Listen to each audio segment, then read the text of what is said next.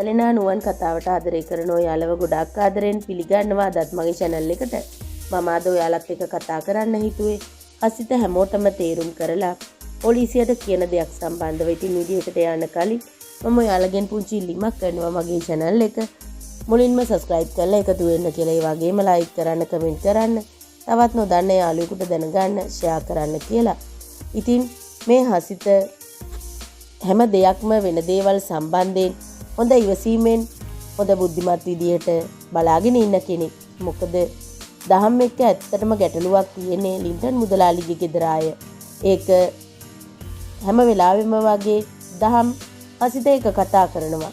ඉතින් හසිත දහම් ගොඩාක් කල් ඉඳන් දැන් ආශ්‍රය කරන නිසා ව්‍යාපාර කටයුතු වලටත් දෙන්න ලොකු සම්බන්ධතාවයක් තියෙන නිසා ඇත්තටම මේ දෙන්නගේ තොරතුරු මේ දෙන්න හුවම අරු කර ගන්නවා. ඉතින් ඒ නිසා හසිත දන්නවා දහම්ට මේ සිදුවීම පිටිපස්සේ ඇත්තටම මේ ඡන්ද ව්‍යාපාරය මේ දේශපාලන වැඩ අනිවාර්යෙන් තියෙන්න ඕන. අනිත් අය නොහිතුවාට ඒ දේ ගැන ලොකු සැකයක් හසිතගේ හිතේ තියෙනවා. ඉතින් හසිත හැමෝටම මේ ගැන තේරුම් කරලා දෙනවා.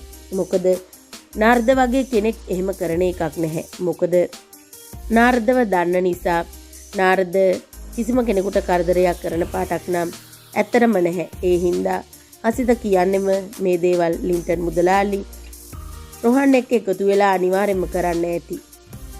විශේෂයෙන් ඡන්දෙට ඉදිරිපත් වුණොත් එයාලට ලොකු ගැටලුවක් වෙන හින්දා ඒ ඡන්දෙට ඉදිරිපත් වෙන එක වළක්ව ගන්න තමයි අනිවාර්යෙන්ම දහම පැහැරගෙන ඇත්තේ.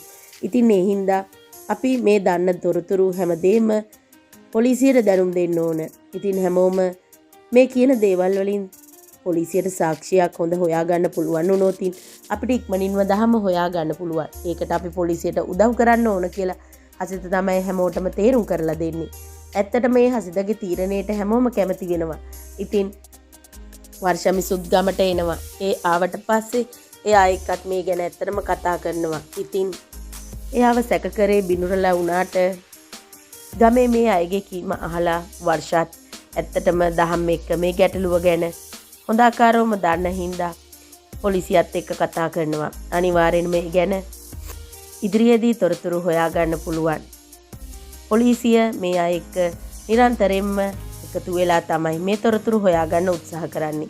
ඉතින් හසිත ඇතුළු හැමෝම පොලිසියට උදව් කරાવી දහම් ඉන්න තැන හොයාගන්න. නමුත් නාරද ඉස්සර වෙනවා. නාරදට පුළුවන් වෙනවා පොලිසියෙන්ට කලින් මේ දහම් ඉන්න තැන දැනගන්න. මොකද ඒ ලින්ටන් මුදලාලි ළඟ වැඩ කරන ගෝලයාගෙම්ම, ඒ කියන්නේ මජන් ධම්මිකගෙම්ම.